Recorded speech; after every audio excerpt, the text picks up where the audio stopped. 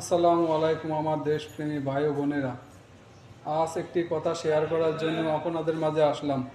তা হচ্ছে আমাদের খাদ্যপণ্য নিয়ন্ত্রণে রাখার জন্য আমাদের সরকার অফুরন্ত পরিশ্রম করে যাচ্ছেন, যাতে সাধারণ জনগণ খেয়ে পরে থাকতে পারে।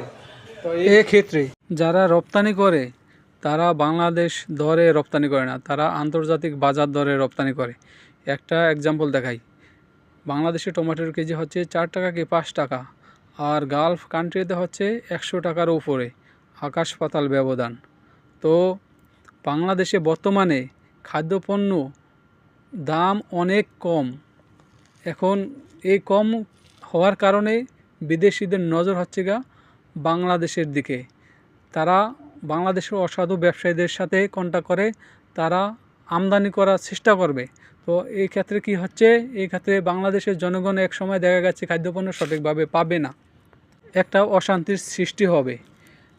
তারপরে সাংবাদিক কৃষকের কাছে যাবে, কেন আপনারা খাদ্যপণ্য চাষ করছেন না? তারা বলবে যে আমরা সঠিকভাবে ন্যায্য মূল্য পাচ্ছি না, এই জন্য আমরা চাষ করি না। আসলে চাষ ঠিকই করে, কিন্তু অসাধু ব্যবসায়ীরা 2 টাকা বেশি দিয়ে যদি নিয়ে নেয়, কৃষক তো ওই জায়গায় দেবে, যে জায়গায় 2 টাকা বেশি পাবে কৃষক ওই জায়গায় দেবে। তো এরকমটা যেন না হয়, বাংলাদেশের খাদ্যপণ্য বিদেশে যেন রপ্তানি না হয়। তো এই ক্ষেত্রে বাংলাদেশের জনগণ এবং সরকারের নজর রাখতে হবে, যাতে বাংলাদেশে একটা অশান্তি যেন সৃষ্টি না হয়।